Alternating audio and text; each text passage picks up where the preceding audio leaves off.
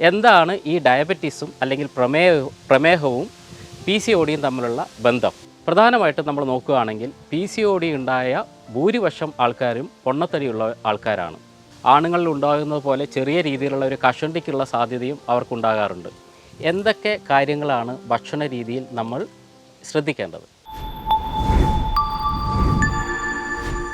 Hi, ഞാൻ doctor Shimji, CMO, പ്രകൃതി സൗഖ്യം, കാഞ്ഞങ്ങാട്. വളരെ വ്യാപകമായി കണ്ടുവരുന്ന ഒരു ഗൈനക്കോളജിക്കൽ ഡിസോർഡറിനെ കുറിച്ചാണ് ഇന്ന് നമ്മൾ സംസാരിക്കുന്നത്. PCOD അല്ലെങ്കിൽ PCOS.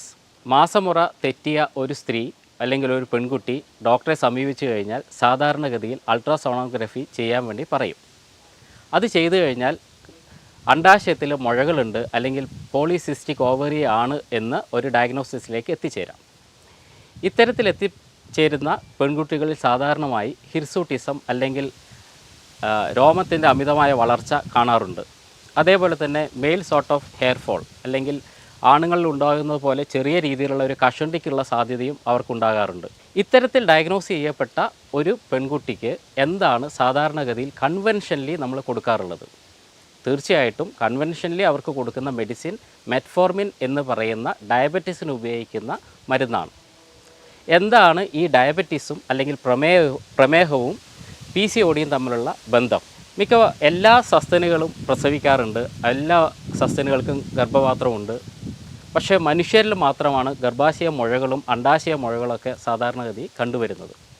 തീർച്ചയായിട്ടും അത് മനുഷ്യന്മാർക്ക് ഇന്നുള്ള ജീവിത ശൈലി ആയി ബന്ധപ്പെട്ട് നമുക്ക് സംസാരിക്കാം. എന്താണ് ഈ ജീവിതശൈലിയിൽ വന്ന പ്രധാനപ്പെട്ട വ്യത്യാസം? പ്രധാനമായിട്ടും നമ്മൾ നോക്കുകയാണെങ്കിൽ പി സി ഒ ഡി ഉണ്ടായ ഭൂരിപക്ഷം ആൾക്കാരും പൊണ്ണത്തടിയുള്ള ആൾക്കാരാണ്. പൊണ്ണത്തടിയുള്ള മിക്കവരിലും ഇൻസുലിൻ വർദ്ധിച്ചു വരാനുള്ള സാധ്യത ഉണ്ട്. അവരുടെ രക്തത്തിലുള്ള ഇൻസുലിൻ്റെ വർധനവിനെ സാധാരണഗതിയിൽ ഇൻസുലിൻ റെസിസ്റ്റൻസ് എന്നാണ് നമ്മൾ വിളിക്കാറുള്ളത്. ഇൻസുലിൻ റെസിസ്റ്റൻസിനെ കുറക്കാൻ അല്ലെങ്കിൽ ഇൻസുലിൻ സെൻസിറ്റിവിറ്റി കൂട്ടാനുള്ള ഒരു മരുന്നാണ് മെറ്റ്ഫോർമിൻ. ഇതേ മരുന്നാണ് ഡയബറ്റീസിനും ഉപയോഗിക്കാറുള്ളത്. ഇൻസുലിൻ വർദ്ധിച്ചു കഴിയുമ്പോൾ പൊണ്ണത്തടി കൂടുന്നു എന്ന് നമ്മൾ കണ്ടു. ഇതേപോലെ തന്നെ ഇൻസുലിൻ വർദ്ധിപ്പിക്കുമ്പോൾ മെയിൽ ഹോർമോൺ ആൻഡ്രോജൻ എന്ന് പറയുന്ന ഹോർമോണും ശരീരത്തിൽ വർദ്ധിക്കും. അതുകൊണ്ടാണ് പലപ്പോഴും അനാവശ്യമായ രോമ വളർച്ച ഉണ്ടാകുന്നത്. ശരീരത്തിൽ കാർബോഹൈഡ്രേറ്റിൻ്റെ അല്ലെങ്കിൽ അന്നജത്തിൻ്റെ അളവ് വർദ്ധിക്കുന്നത് കൊണ്ടാണ് പൊണ്ണത്തടി വരുന്നതും അതേപോലെ തന്നെ അതിനനുപാതികമായി ശരീരത്തിനകത്ത് ഇൻസുലിൻ്റെ ഉൽപ്പാദനം വർദ്ധിക്കുന്നതും. അപ്പോൾ ഇവിടെ നമ്മൾ ശ്രദ്ധിക്കേണ്ട പ്രധാനപ്പെട്ട കാര്യം ഇൻസുലിൻ്റെ അളവ് ശരീരത്തിൽ കുറയ്ക്കുക എന്നുള്ളതാണ്. എന്നാൽ മാത്രമേ നമുക്ക് ഇൻസുലിൻ റെസിസ്റ്റൻസ് ഒഴിവാക്കാൻ വേണ്ടി കഴിയൂ. എങ്ങനെയാണ് ഇൻസുലിൻ റെസിസ്റ്റൻസ് ഒഴിവാക്കേണ്ടത് അല്ലെങ്കിൽ എങ്ങനെയാണ് കാർബോഹൈഡ്രേറ്റ് കുറയ്ക്കേണ്ടത്? തീർച്ചയായിട്ടും അത് വ്യായാമങ്ങളിൽ കൂടിയും അതിലുപരിയായി ഡയറ്ററി മാനേജ്മെൻറ്റിൽ കൂടിയുമാണ്. എന്തൊക്കെ കാര്യങ്ങളാണ് ഭക്ഷണ രീതിയിൽ നമ്മൾ ശ്രദ്ധിക്കേണ്ടത്? ഏറ്റവും പ്രധാനമായി ഒരു മലയാളി കഴിക്കുന്ന ഭക്ഷണത്തിൽ ഉള്ളത് കാർബോഹൈഡ്രേറ്റ് തന്നെയാണ്, അല്ലെങ്കിൽ പഞ്ചസാര. നമ്മൾ കഴിക്കുന്ന ഭക്ഷണം, നമ്മുടെ ഭക്ഷണ രീതി, രാവിലെ നമ്മൾ കഴിക്കുന്ന ദോശ, ഇഡ്ഡലി, പുട്ട് അങ്ങനെയുള്ള കാര്യങ്ങളാണ്.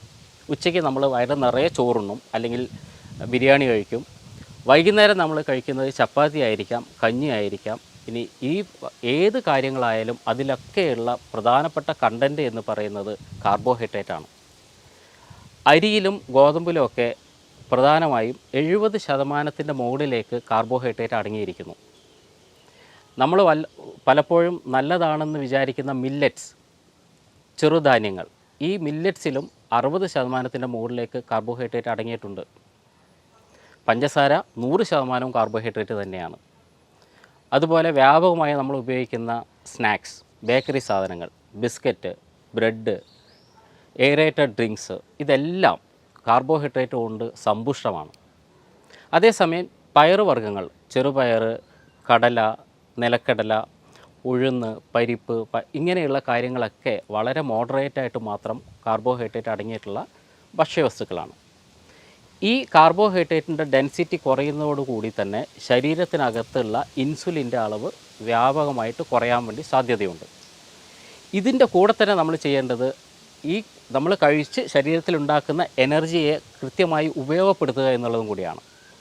ശരിയായ രീതിയിലുള്ള വ്യായാമം, അത് യോഗയാവാം, ബാക്കിയുള്ള കായിക അഭ്യാസങ്ങളാവാം, കൃത്യമായി റെഗുലറായിട്ടും ചെയ്യുക എന്നതും ഡയബറ്റീസിനെ അല്ലെങ്കിൽ അതുപോലെ തന്നെ PCOD കൺട്രോൾ ചെയ്യാൻ കഴിയുന്ന ഒരു രീതിയാണ്. PCOD എന്നുള്ളത് ഡയബറ്റീസ് ഓഫ് ഓവറീസ് എന്നാണ് അറിയപ്പെടുന്നത്.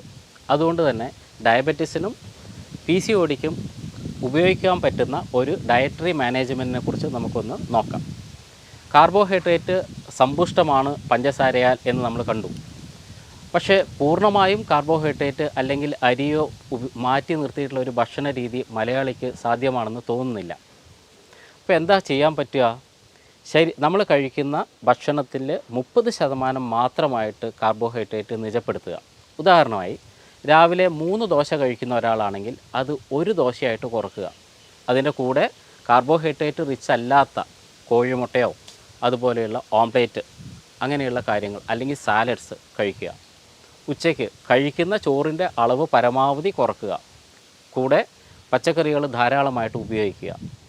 ഇതേപോലെ തന്നെ രാത്രി നിങ്ങൾക്ക് വേണമെങ്കിൽ ഗ്രില്ലഡ് ആയിട്ടുള്ള വെജിറ്റബിൾസ് ഉപയോഗിക്കാം. ഗ്രില്ലഡ് ആയിട്ടുള്ള നോൺ വെജിറ്റേറിയൻ ചിക്കൻ ആയാലും ഫിഷ് ആയാലും ധാരാളമായിട്ട് ഉപയോഗിക്കാം.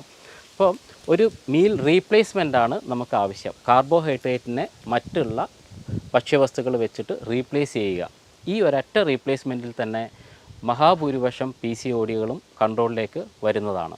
സാധാരണഗതിയിൽ തടിയുള്ളവരിലാണ് PCOD കാണപ്പെടാറുള്ളതെങ്കിലും ചിലരെങ്കിലും പറയാറുണ്ട് ഒട്ടും തടിയില്ലാത്ത ഞങ്ങൾക്ക് എങ്ങനെയാണ് PCOD വന്നതെന്ന്.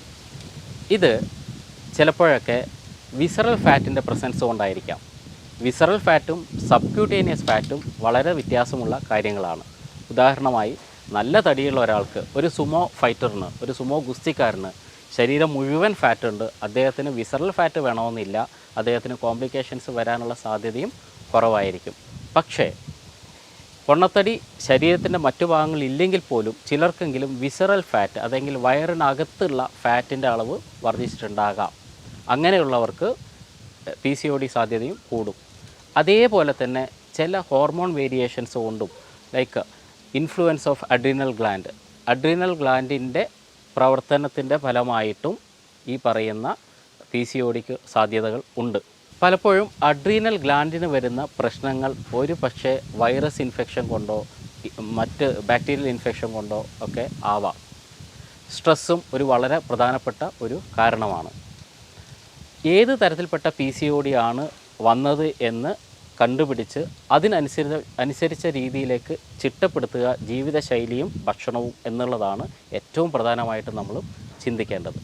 കൃത്യമായ ആഹാര രീതിയിലൂടെയും വ്യായാമത്തിലൂടെയും മഹാഭൂരിപക്ഷം പേർക്കും PCODയിൽ നിന്ന് കൃത്യമായ രീതിയിൽ മുക്തി നേടാൻ വേണ്ടി കഴിയുന്നതാണ്. PCOD പലരും വളരെ സീരിയസ് ആയിട്ടുള്ള ഒരു ഇഷ്യൂ ആയിട്ട് കണക്കാക്കുക വിവാഹം കഴിഞ്ഞ് 3-4 വർഷത്തിന് ശേഷവും കുട്ടികളില്ലാത്ത സമയത്താണ്. അങ്ങനെയല്ല ചെയ്യേണ്ടത്. മറിച്ച് ലക്ഷണങ്ങൾ കണ്ടു തുടങ്ങിയാൽ ഉടൻ തന്നെ നല്ല ഒരു ഫിസീഷ്യനെ കാണിച്ച് എന്താണ് ഇതിൻ്റെ റൂട്ട് കോസ് എന്ന് മനസ്സിലാക്കി ഡയഗ്നോസിസ് ചെയ്ത് അതിന് ശരിയായ രീതിയിലുള്ള ചികിത്സ എടുക്കുക, ഭക്ഷണ രീതിയും എക്സസൈസിലേക്ക് മാറുക എന്നുള്ളതാണ്. മറ്റൊരു ഹെൽത്ത് ടോപ്പിക്കുമായി വീണ്ടും നമുക്ക് കാണാം. നന്ദി.